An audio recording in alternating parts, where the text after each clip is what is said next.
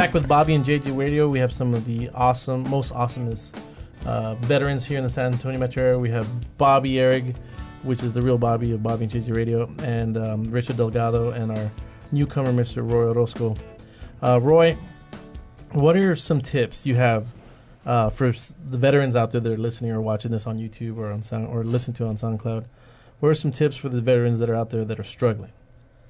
I think as a veteran that's out there struggling, they just need to come out and get involved with either community service or a service project of an organization that they're able to find. Sure. There's several here in San Antonio that are awesome. From the Wounded Warrior Project, Mission Continues, our Project Phoenix. We're putting together trying to build a family and an atmosphere where they come out and they're able to have a purpose after service. Sure. And if you're not, and this is to Bobby or Richard or anyone, if you're not a veteran or don't have a family member that has served, how can you kind of get involved in all these different activities or organizations? So most organizations, including Project Phoenix, you don't have to have served. It's all about family. So if you have the passion to go out and help those that have served, that's the important thing. Your heart has to be in it. It's not always about money. A lot of people think that you have to donate to be involved, and it's not. So donate your time.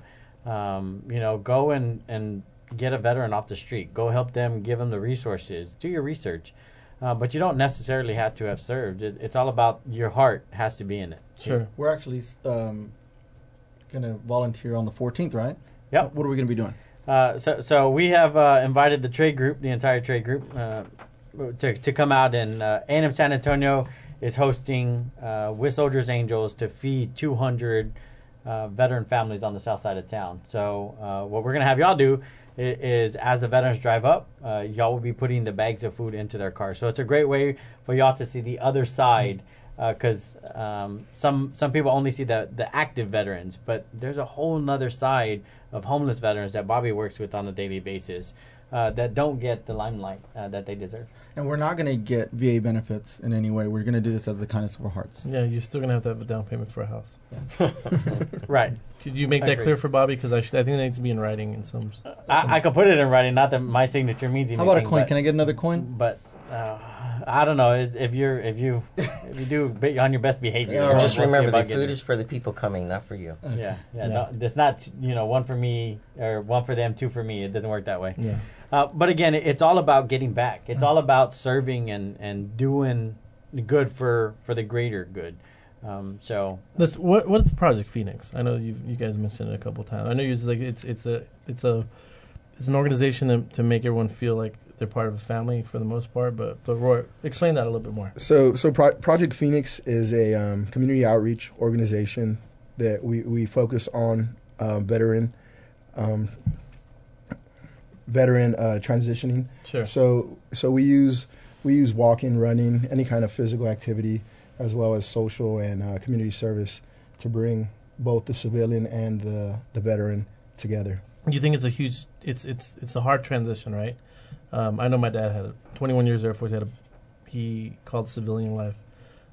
He couldn't really adapt. He got right back into U.S. Customs because it was federal, and he was kind of, I guess he's a little bit more adapt to that kind of life. But I saw him struggle through it. Do you think it's a huge struggle right now that a lot of people don't know about? I think so. There's people who come out who can function like Bobby and Richard. And well, that function is a low bar. Then it took a few years. Well, they're able to come out and participate and sure. and get involved. Yeah, and then there are some who all they want to do is sit at home and drink right. or there's even some who can go to work or school, but they come right back home. They have no interaction right. with anybody else besides their video game or their social media. Right. You know what I mean? So it's a tough transition for a lot of veterans after especially the longer they've been in the service. Is Project Phoenix only open to veterans?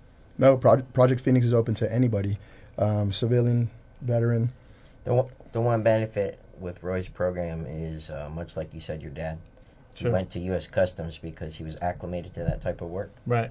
So programs like Project Phoenix, emphasize on fitness because that's what military people are taught. Right. If we're not training, for war and conflict, we're getting in shape. Right. So a lot of veterans will be gravitating towards that common goal to get together for that reason. Sure.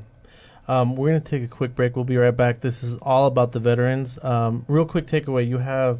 I want to talk about the Suicide Awareness Walk. When does it happen and where is it at? The Suicide Awareness Walk happens the last Sunday of every month at Fort Sam National Cemetery. So Fort Sam National Cemetery, and what time usually on Sundays? 9 o'clock.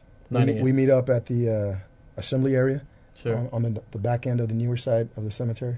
And this is It's just a 5K? No, it's a 2-mile walk. It's we walk from Bobby the can back skip. assembly. Then. You can skip it. I think you can Is skip it it. downhill? It's shorter. Is it downhill? It is downhill. It is downhill. I'm in.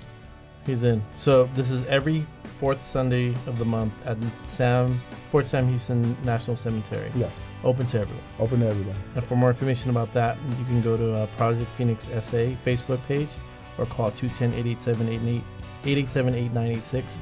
And that's 887-8986.